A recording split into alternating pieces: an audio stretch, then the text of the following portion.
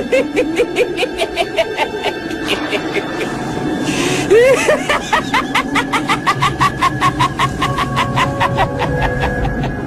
all started on a crisp, rainy fall day. I entered into my homeroom class, late like usual. My professor, Dr. Creepy, as I called him, wasn't in the mood for my tardiness on this day. He cleared his throat, which caused a rumbling sound louder than thunder. He caught my attention, along with the attention of all my fellow classmates. "Mr. Roderick, why are you always late to my class?" he blurted out aloud. I whispered underneath my breath, "Because I can't stand you, asswipe." My words weren't as silent as I thought, causing my classmates to laugh loudly. But they weren't the only ones who heard my disrespectful comment. Dr. Creepy did as well. I looked over my shoulder, only to spot him folding his arms and staring deeply into my eyes with a look of rage drawn onto his face. "What did you say, young man?" he questioned me in an instant.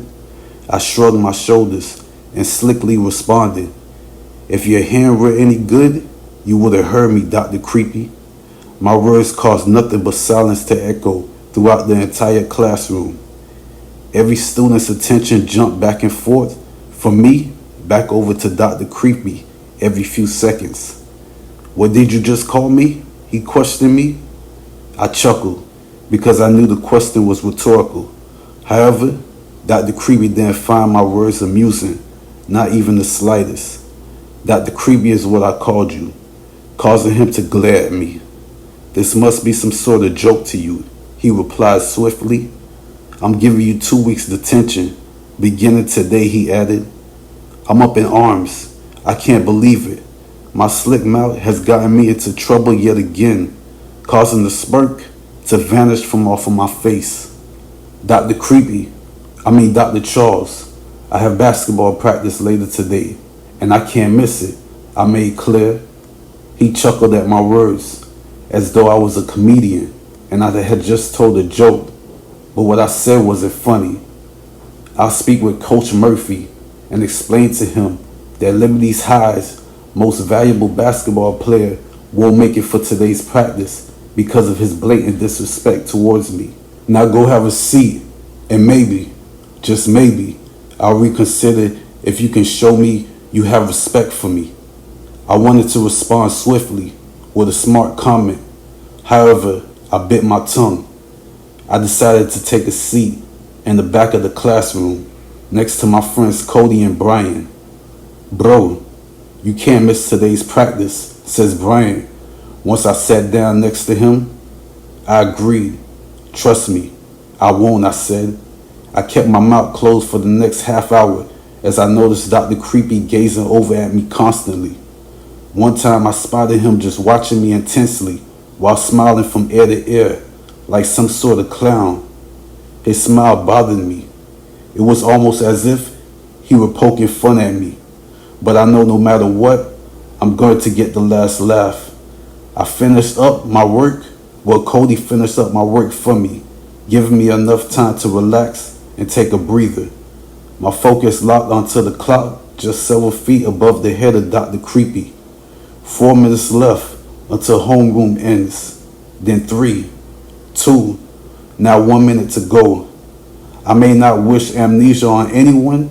However, I'm hopeful Dr. Creepy has it and completely forgets about the fact that he had given me detention for today. He hasn't uttered a single word to me since our verbal spat earlier, and given he told me that he might change his mind about giving me detention, I'm hopeful that is the case. The school bell rang, and I stood up from my chair, hearing my heart race.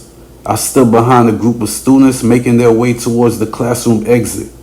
I followed them as I was in hot pursuit of exiting the classroom until I heard my name exiting from Dr. Creepy's mouth. I froze in my tracks as all of my fellow classmates exited from the classroom, including my best friends Cody and Brian. "Where do you think you're going?" asked Dr. Creepy, whose gigantic shoes began growing by the second. I turned to face him as the classroom doors suddenly slammed shut simultaneously. The loud back-to-back thuds grabbed my attention away from Dr. Creepy briefly as I heard footsteps rush over to me. I looked straight ahead, staring at yellow razor-sharp teeth and smelling a mouth that smelled worse than onions and garbage. I spotted a gigantic red nose hanging from off Dr. Creepy's face while a sinister smirk grazed his face. I froze in my position momentarily before I grew enough strength to begin backing away from him. Then suddenly, he started laughing like a clown, causing me to take a swing at his face with my closed fist. He dodged a would-be vicious blow like the Matrix. He laughed even louder as I began bawling out for help. I grabbed a hold of the door handle to exit the classroom, but the door wouldn't open up, no matter how hard I tugged on the door. I kicked and screamed even more for help as I felt a hand rest onto my shoulder. I turned to face Dr. Creepy, Mr. Clown, who continued giggling loudly. "It's too bad now you know my little dark secret," he said.